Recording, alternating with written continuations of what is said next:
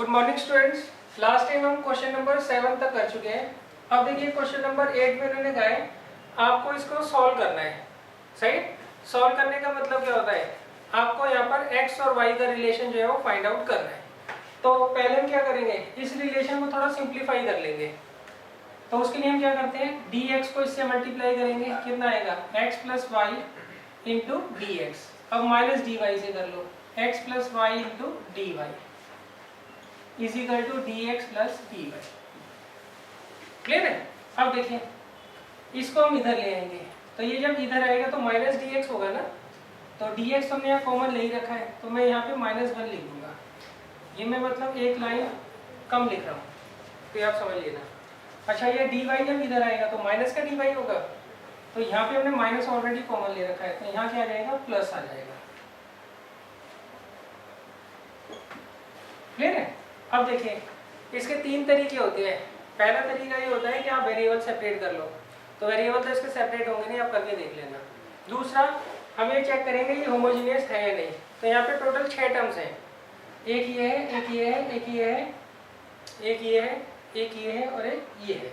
6 terms है total. सही। अब देखिए इसकी डिग्री 1 है, इसकी डिग्री 1 है, इसकी डिग्री क्या है, 0 है, इसकी डिग्री 1 है, इसकी डिग्री 1 है, इसकी डिग्री 0 है। तो जितनी भी टर्म्स हैं उन सबकी डिग्री तो सेम नहीं है ना, तो इसका मतलब क्या हुआ, ये होमोजीनियस भी नहीं है। अच्छा, अब नेक्स्ट क्या होता है, x अलोन और y अलोन। अब देखिए यहाँ पे x और y दोनों जो है दो बार आ रहे हैं, तो इसका मतलब ना तो ये x अलोन है ना ही y अलोन है। क्लियर है। तो इसका मतलब ये क्या हो गया, ट्रिकी क्वेश्चन। ट्रिकी क्वेश्चन में बच्चों हम क्या करते हैं, जो सी चीज सेपरेट नहीं हो रही होती है उसे हम क्या करते हैं, t मान लेते हैं। तो यहाँ पे देखिए x प्लस वाई दे रखा है जो सेपरेट नहीं हो रहा है, तो इसको हम क्या करेंगे, t मान लेंगे। क्लियर है। नेक्स्ट क्या करते हैं, इस रिलेशन को हम क्या करेंगे, x के रिस्पेक्ट डिफरेंशिएट कर देंगे। तो यहाँ आएगा 1, y को करेंगे तो dy बाई डी एक्स और ये dt बाई डी एक्स। तो यहाँ से हम dy बाई डी एक्स निकाल लेंगे, क्या आएगा, dt by d x minus 1। Clear है बच्चों। अच्छा, अब हम क्या करते हैं, यहाँ पे dy बाई डी एक्स निकाल लेते हैं। पहले इसको इधर ले आएंगे,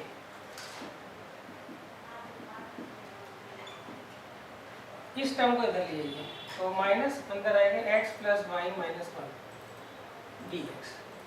माइनस से माइनस चला गया, तो d y by d x कितना आ जाएगा बच्चों, x plus y minus 1 upon x plus y plus 1।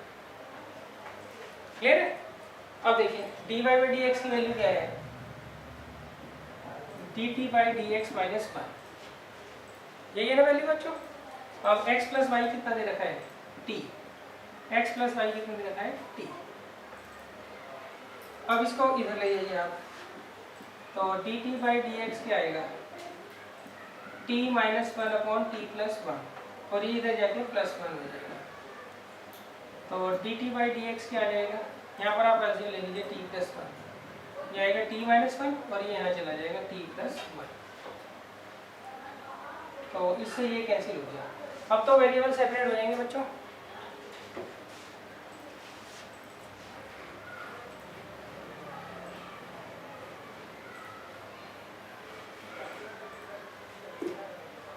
तो इसे ऊपर ले जाएंगे हम, t प्लस 1 और ये कितना है 2t, ये नीचे आ जाएगा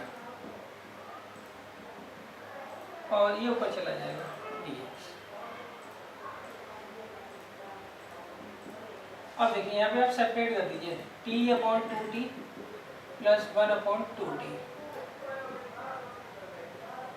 चाहो तो 1 अपॉन 2 कॉमन ले लो, ये आ गया x प्लस। क्लियर है बच्चों। ये आ गया 1/2, इसका इंटीग्रल क्या होगा 1 और इसका log mod t।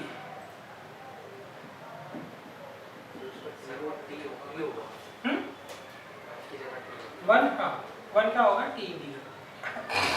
अब हम क्या करेंगे बच्चों, t की वैल्यू देख लेंगे क्या है, x प्लस वाई है ना, वो हम यहाँ रख देंगे और हमारा आंसर आ जाएगा।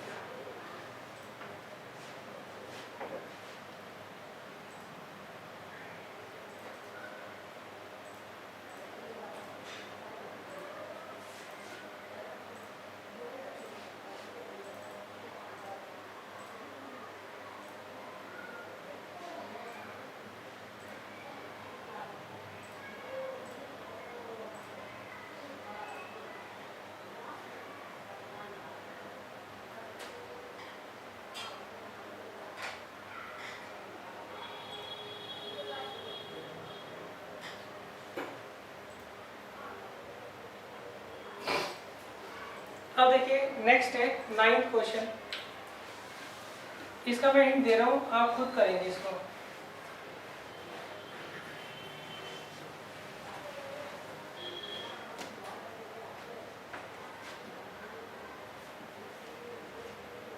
नाइन्थ क्वेश्चन में हमें क्या करना है, सॉल्व करना है। और हमें डिफरेंशियल इक्वेशन दे रखी है twice of y plus 3 minus x y into d y by d x is equal to 0। और c की वैल्यू निकालने के लिए हमें y ऑफ 1 जो है वो किसके बराबर दे रखा है, -2 के बराबर दे रखा है। तो बच्चों देखो कैसे करेंगे। सबसे पहले तो हम वेरिएबल सेपरेट करने की कोशिश करते हैं ना। तो क्या आएगा, twice of y plus 3 is equal to x y into d y by d x. अब y को अब वेरिएबल सेपरेट कर लीजिए। कैसे करोगे, dx इधर चला जाएगा, x नीचे आ जाएगा, और ये y upon y plus 3 d y. सही है, ये 2 मैंने यहाँ लिख दिया। क्लियर बच्चों? अब आप इसे इजीली इंटीग्रेट कर लोगे। इसे इंटीग्रेट करने के बाद हमें c की वैल्यू निकालने के लिए उन्होंने क्या कहा है, अगर x 1 है तो y क्या होगा, -2 होगा। ये रिलेशन पुट करके हम क्या करेंगे, c की वैल्यू निकाल लेंगे। और जो फाइनल आंसर हमारा आ रहा था इसे इंटीग्रेट करने के बाद वहाँ पे हम क्या करते हैं, c की वैल्यू रख लेते हैं। तो ये क्वेश्चन बच्चों को खुद करना है।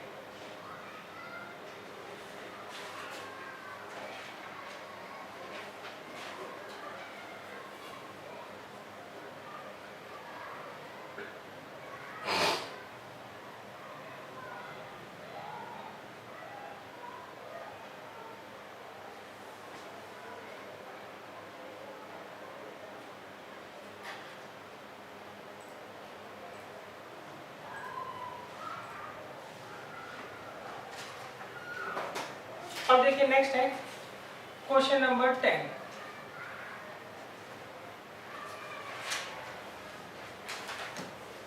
क्वेश्चन नंबर 10 में मैंने कहा है हमें यहाँ पर डिफरेंशियल इक्वेशन को सॉल्व करना है। और वो दे रखी है 1 plus y square into tan inverse x d x plus 2y into 1 plus x square d y is equal to 0। इसे बच्चों में क्या करना है, सॉल्व करना है।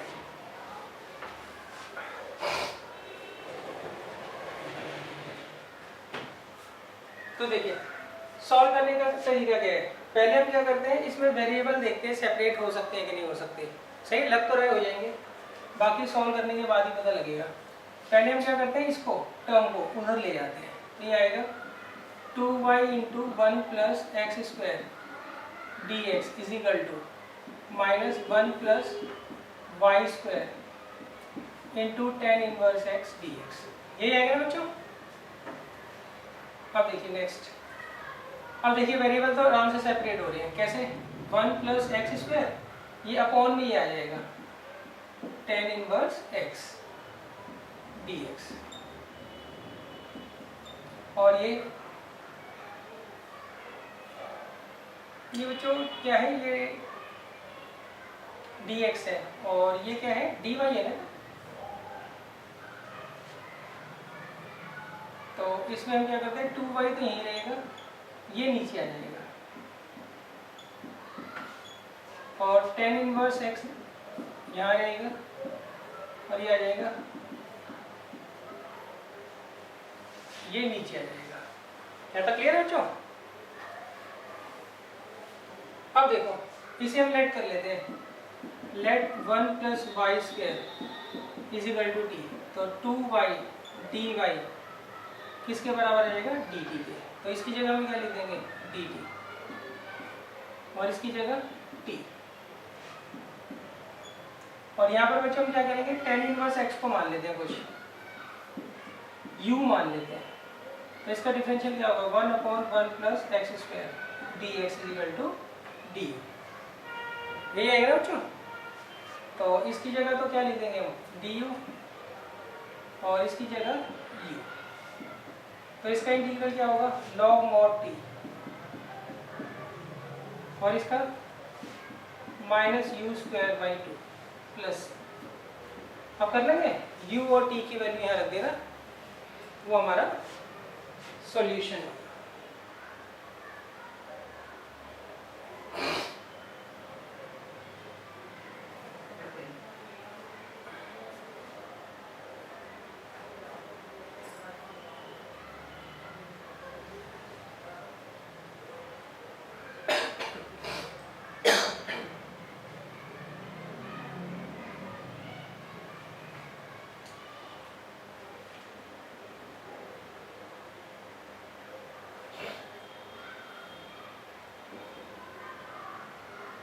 अब देखिए नेक्स्ट है क्वेश्चन नंबर 11।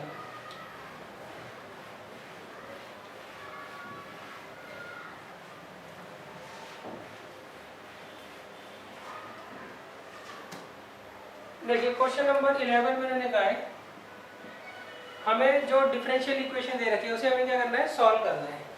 और डिफरेंशियल इक्वेशन दे रखी है dy by d x is equal to cos of x plus y plus sin of x plus y। Clear है बच्चों। अब देखो यहाँ पे cos of x plus y दे रखा है और sin of x plus y भी दे रखा है, तो ये तो सेपरेट होंगे ही नहीं, मतलब x अलग और y अलग होगा ही नहीं। क्लियर है। दूसरा ये होमोजीनियस भी नहीं है, होमोजीनियस में अकेला अगर आपको ये दे रखा है cos x plus y दे रखा है और sin x plus y दे रखा है तो वो होमोजीनियस नहीं हो सकता है। क्लियर है। अच्छा अकेला अगर cos x होता तब भी होमोजीनियस नहीं होता, यानी बात समझ।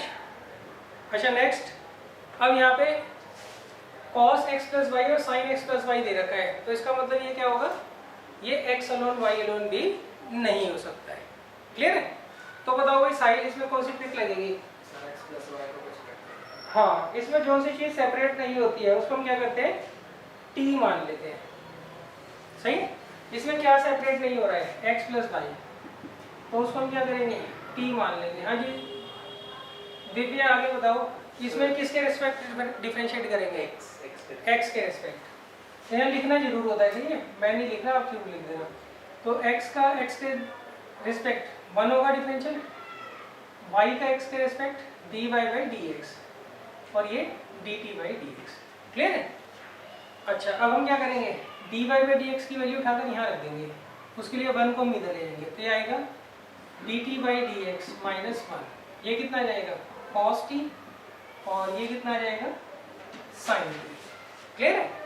अब इसको इधर ले जाइए, dt by dx is equal to 1 plus sine t plus cos t. अब वेरिएबल सेपरेट हो जाएंगे, dt upon 1 plus sine t plus cos t is equal to dx, integral of dx। क्या बात समझ। अब देखो इसका इंटीग्रल थोड़ा मुश्किल पड़ता है। सही। अगर आपको इस तरह से साइन टी कॉस टी की टर्म आ जाए दी हुई, इसमें एक बार ध्यान रखना, स्क्वायर नहीं होना चाहिए, ना ही यहाँ पे एंगल 2 होना चाहिए, उसका तरीका क्या होता है, अलग होता है। क्लियर है। ऐसे में हम क्या करते हैं, अगर साइन टी और कॉस टी वाली टर्म दे रखी हो, इसमें हम क्या करेंगे, साइन टी का वो फार्मूला लगाएंगे जिसमें टेन आता हो, और कॉस टी का एक वो वाला फार्मूला लगाएंगे जिसमें टेन आता हो। सही। तो वो फार्मूला देख लीजिए आप क्या होती है। साइन टी का फार्मूला याद है बच्चों, क्या होता है, टेन की फॉर्म में।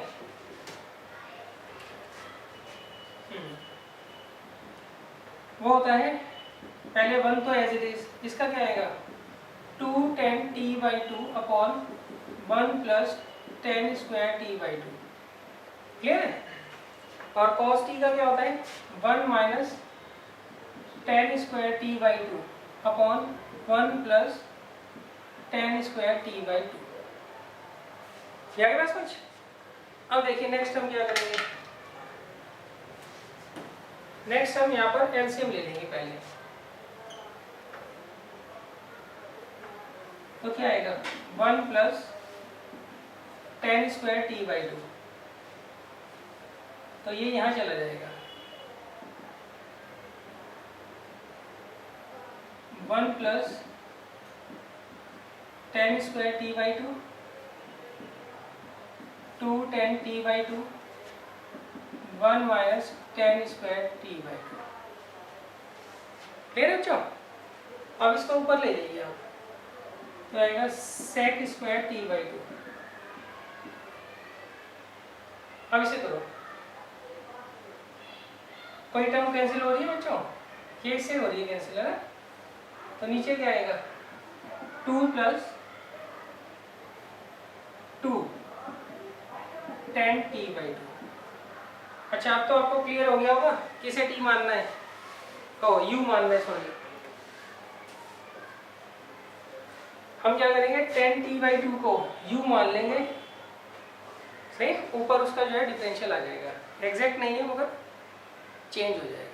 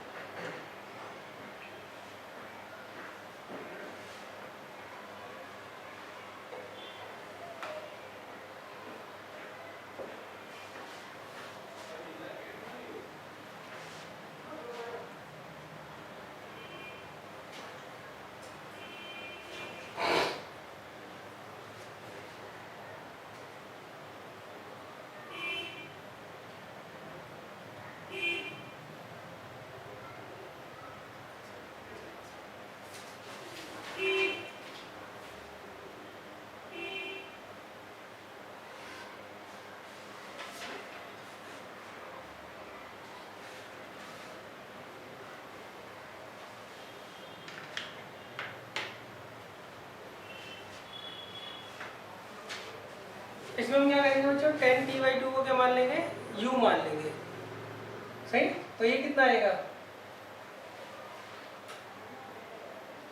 2 डी यू आएगा या D you by two, d you by two आएगा, 2 डी यू आएगा, 2 डी यू आएगा, बाकी तो कर लोगे ना इजीली। अब देखिए नेक्स्ट है क्वेश्चन नंबर 12।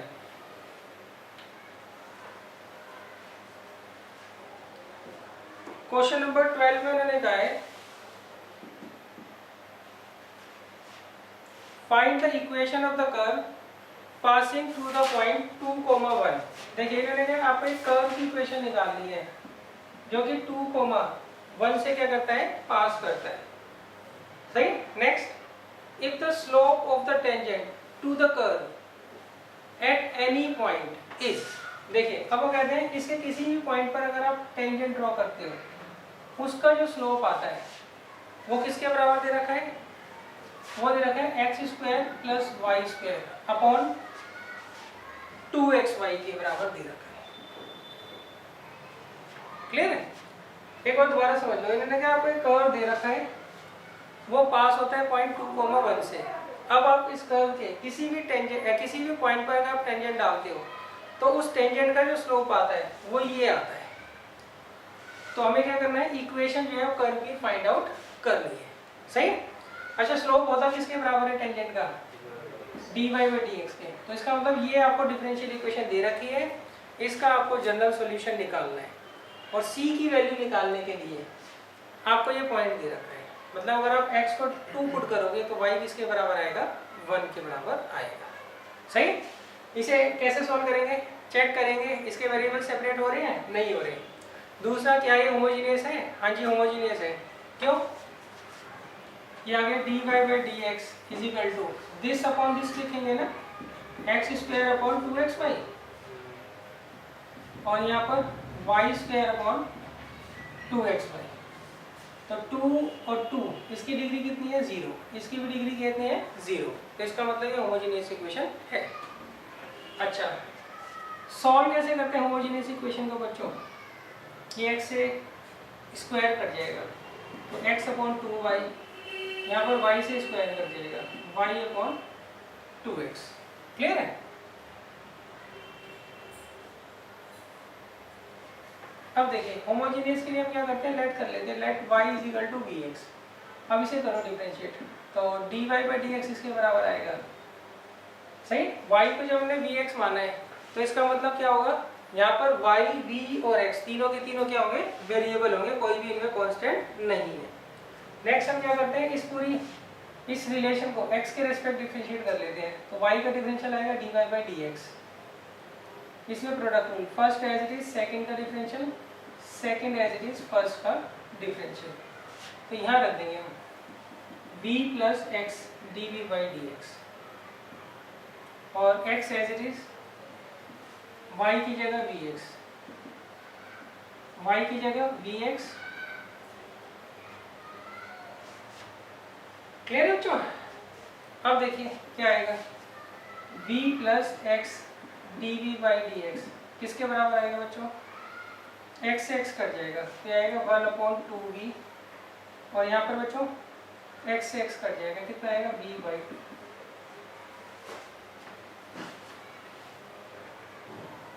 क्लियर है? अब आप क्या करिए, x d v by d x किसके बराबर आएगा, 1/2v, इसको इधर ले आओ, माइनस कर दो, तो माइनस v बाई टू आएगा ना बच्चों। ये प्लस का हाफ है, इधर जाकर माइनस का हाफ है, तो माइनस का हाफ आ जाएगा। सही, अब x d v by d x कितना आएगा, 2v एलसीएम आ गया, यहाँ आ गया 1 माइनस v स्क्वायर। सही, अब वेरिएबल सेपरेट कर लीजिए।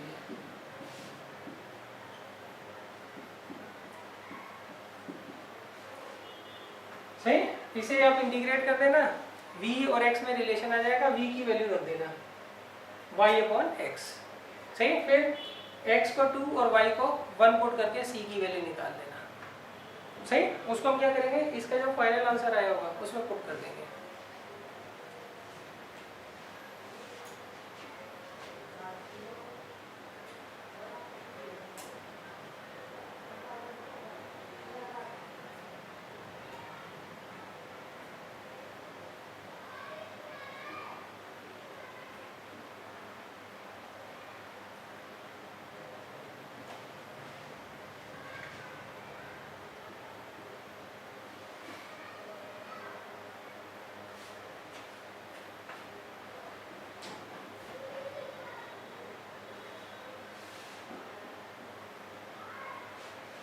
अब देखो नेक्स्ट है क्वेश्चन नंबर 13। ये पूरा बच्चों मैं नहीं करवा रहा, पूरा आप कर लेना क्योंकि क्वेश्चन ज़्यादा है ना, तो जो आसान क्वेश्चन है वो आप खुद कर लेना। नेक्स्ट जो है वो भी इससे रिलेटेड क्वेश्चन ही है। इसमें उन्होंने कहा है find the equation of the curve through the point 1,0। इन्होंने आपको एक कर्व दे रखा है, वो 1,0 से जो है वो पास होता है। If the slope of the tangent to the curve at any point. सही, अब वो कहते हैं इसके किसी भी पॉइंट पर अगर आप टेंजेंट ड्रॉ करते हो तो उसका जो स्लोप आता है वो कितना आता है, वो आता है y minus 1/x² plus x। Clear है? तो हम क्या करेंगे, इसको सॉल्व करेंगे, y और x में रिलेशन आएगा, x को 1 और y को 0 पुट करके c की वैल्यू निकाल लेंगे और इसका जो जनरल सॉल्यूशन आएगा उसमें वो c की वैल्यू पुट कर देंगे। क्लियर है? तो इसमें थोड़ा सा बता देता हूँ मैं, इसमें देखिए हम वेरिएबल सेपरेट करेंगे। सही, कैसे, y माइनस 1 तो नीचे आ जाएगा और ये dx ऊपर चला जाएगा। इसे तो इंटीग्रेट कर लोगे, या तो आप इसमें 7.4 एक्सरसाइज के जो 17 क्वेश्चन से हैं, सॉरी 10th क्वेश्चन है, 10 से 16 है शायद, जिसमें हम परफेक्ट स्क्वायर बनाते हैं, उससे कर लेना। सही, या फिर आप इसमें x कॉमन लेके इसे पार्शियल फ्रैक्शन से इंटीग्रेट कर लेना, वो आपकी मर्जी है।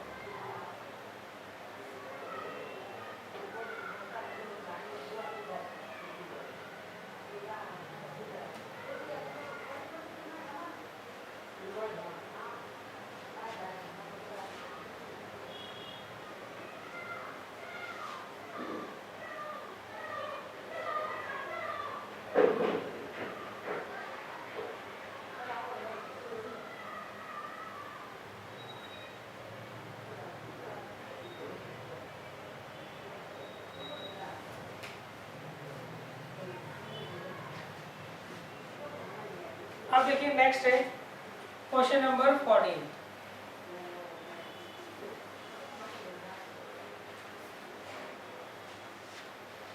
क्वेश्चन नंबर 14 मैंने लिखा है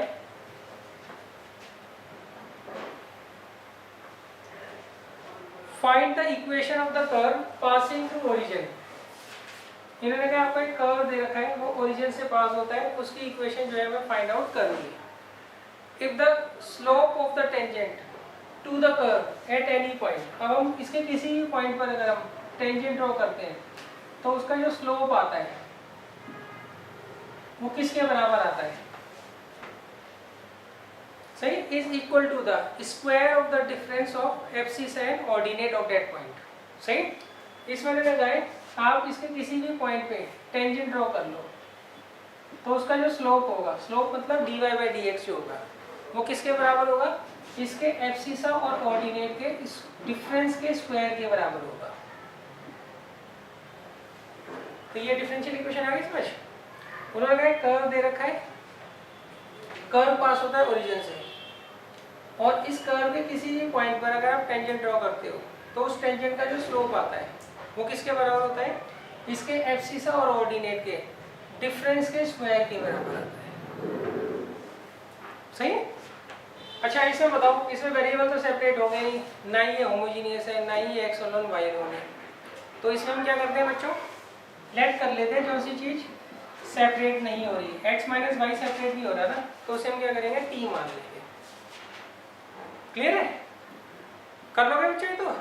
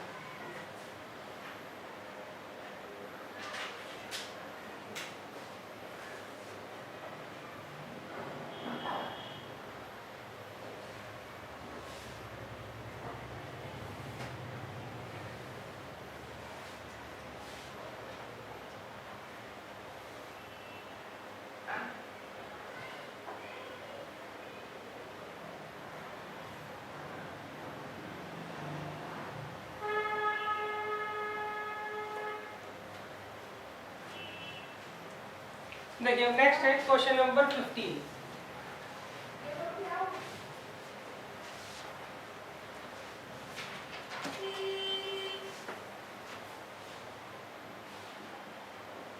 क्वेश्चन नंबर 15 मैंने लिखा है find the equation of the curve passing through the point 1,1। इन्होंने कहा आपको एक कर्व की इक्वेशन निकालनी है। वो कर्व कहां से पास होता है बच्चों?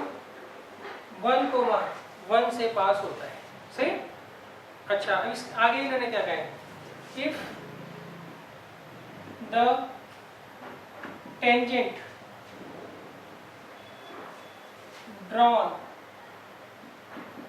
Eight any point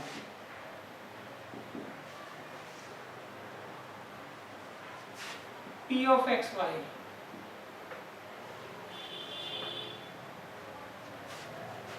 on the curve meets the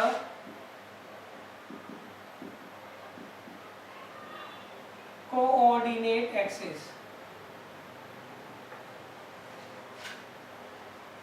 at A and B such that P is the midpoint of A।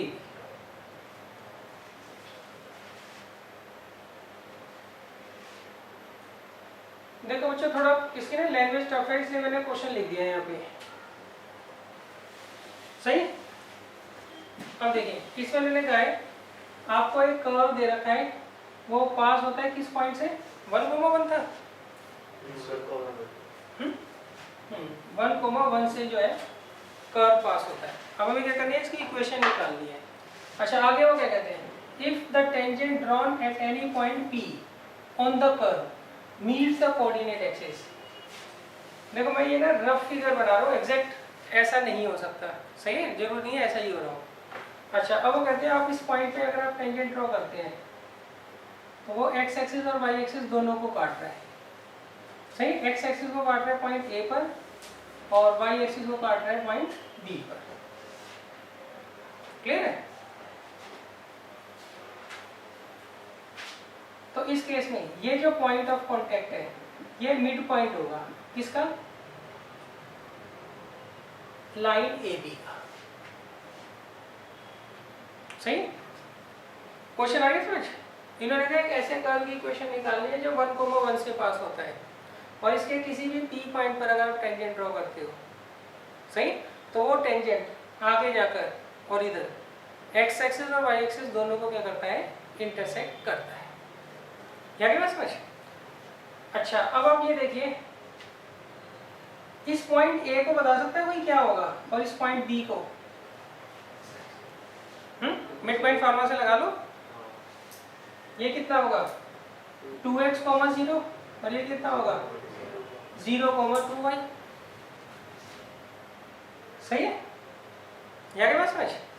अब देखिए कर्व का जो टेंजेंट का स्लोप होता है उसे हम क्या बोलते हैं, dy by dx। क्या बोलते हैं, dy by dx। अब इस कर्व के टेंजेंट का जो स्लोप होगा वो AB का स्लोप भी तो होगा, AB जो लाइन है वो टेंजेंट ही तो है इस कर्व पे, तो जो AB लाइन का स्लोप होगा वही क्या होगा, dy by dx होगा। क्या बात समझ। तो dy by dx is equal to slope of AB। Slope का फॉर्मूला याद है बच्चों, क्या होता है, y2 minus y1 upon x2 minus x1। तो इसे कर लीजिए सॉल्व, तो dy by dx कितना आ जाएगा, माइनस y अपॉन x। अब तो कर लोगे, इसके वेरिएबल सेपरेट कर लेना, सॉल्व हो जाएगा आराम से।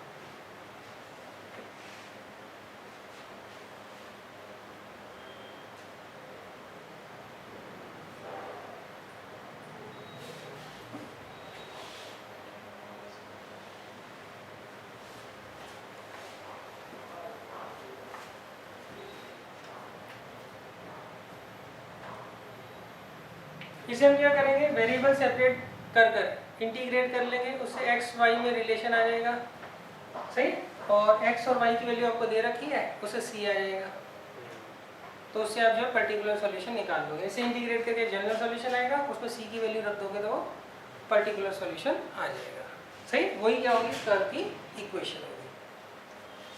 अब देखिए नेक्स्ट है क्वेश्चन नंबर 16।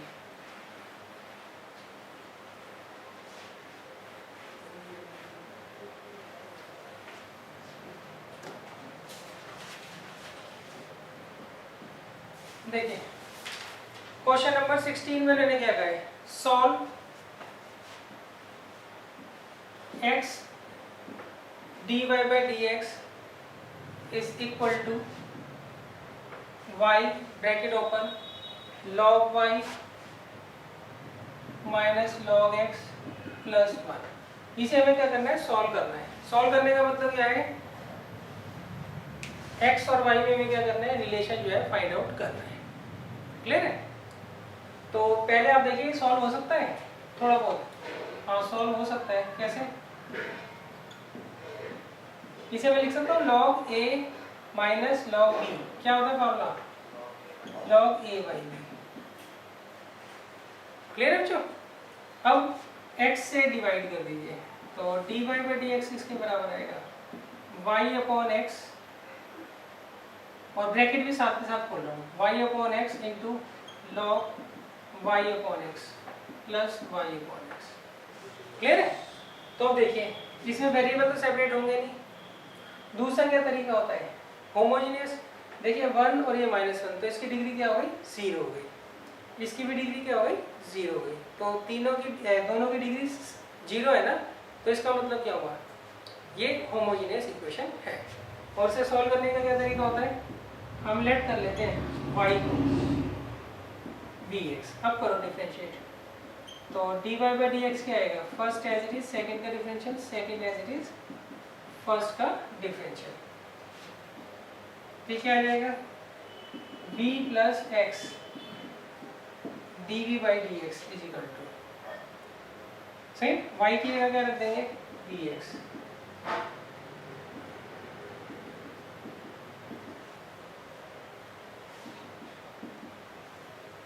फिर आ जाएगा v plus x dv by d x is equal to, x x cut गया, या क्या v log v plus v, तो v से v चले जाएगा।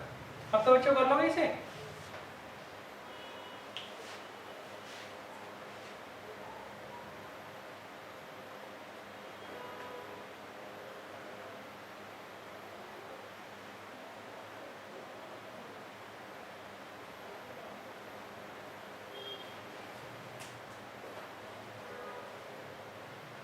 फर्दर तो बच्चों कर लोगे ना आप लोग,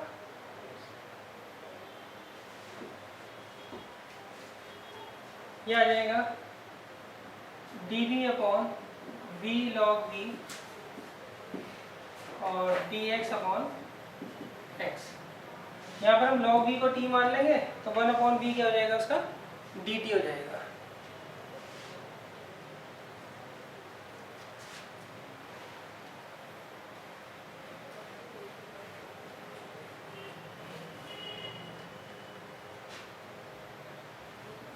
अब देखिए नेक्स्ट है, अब ये एक दो जो है कुछ 1 मार्कर क्वेश्चन है।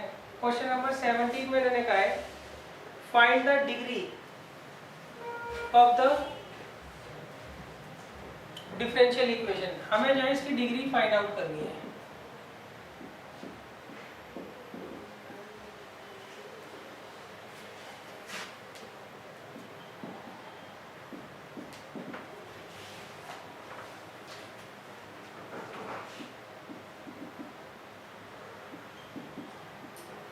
इसकी बच्चों हमें जो है डिग्री जो है फाइंड आउट करनी है। सही, डिग्री क्या होता है, इसमें जो सबसे बड़ा डिफरेंशियल है, सबसे बड़ा डिफरेंशियल ये है ना, इसकी पावर जो होती है वो डिग्री होती है। सही, तो इसकी डिग्री कायदे से क्या होनी चाहिए, 2 होनी चाहिए, मगर यहाँ पर आपको sign dy by d x दे रखा है, तो ये टर्म तो पॉसिबल नहीं है ना, ये तो नॉट डिफाइन है, तो इसकी हम डिग्री क्या लिखेंगे, नॉट डिफाइन लिखेंगे। अगर ऑर्डर पूछा होता तो क्या लिखते हैं, 2। अच्छा मान लो ये ना होते, ऐसे होता, तो इस केस में इसका ऑर्डर क्या है, 2, डिग्री क्या है, 2। अच्छा ये लगा दिया मैंने साथ में, तो ऑर्डर क्या है, 2, डिग्री क्या है, नॉट डिफाइन। सही, अच्छा अब देखिए नेक्स्ट है क्वेश्चन नंबर 18। इसमें मैंने कहा है the degree of the differential equation 1 plus dy by d x की पावर 2 की होल की पावर 3/2, ये किसके बराबर दे रखा है इन्होंने, d² अपॉन dx स्क्वायर के। इसकी हमें क्या करनी है बच्चों, डिग्री जो है वो फाइंड आउट करनी है। क्लियर है? तो अच्छा एक बात ध्यान रखना आप लोग, हमें ये जो है ना, ये स्क्वायर रूट ही तो एक तरीके से 1/2 दिया है, यहाँ से स्क्वायर रूट पहले हटाना है। क्लियर है? तो उसके लिए हम क्या करेंगे, दोनों तरफ पे स्क्वायर कर देंगे, तो ये कितना आएगा, 1 plus dy by d x की पावर 2 की पावर 3/2 का स्क्वायर। तो पावर की पावर क्या होती है, मल्टीप्लाई, तो ये इससे कैंसिल हो जाएगी, और यहाँ पे d² अपॉन dx स्क्वायर का होल स्क्वायर। यानी बस समझ, दोनों तरफ की स्क्वायरिंग कर दी, यहाँ पे पावर की पावर क्या होगी, मल्टीप्लाई, और यहाँ पे सीधा स्क्वायर लग जाएगा। क्लियर है? अब इसे सॉल्व कर दो, a प्लस बी के क्यूब का फॉर्मूला लगा दो। सही? वैसे भी हमें क्या करना है, डिग्री फाइंड आउट करनी है ना। डिग्री क्या होता है, जो सबसे बड़ा डिफरेंशियल होता है उसकी पावर। तो सबसे बड़ा डिफरेंशियल ये है, तो उसकी पावर क्या है, 2 है, तो इसकी डिग्री क्या होगी, 2 होगी। हमें इसे सॉल्व करने की भी जरूरत नहीं है। सही? क्योंकि यहाँ पे डिफरेंशियल 1 है, फर्स्ट ऑर्डर का डिफरेंशियल है, यहाँ पे सेकंड ऑर्डर का डिफरेंशियल है। तो जो बड़ा डिफरेंशियल होता है, सही, उसका हम क्या करते हैं, पावर देखते हैं डिग्री की।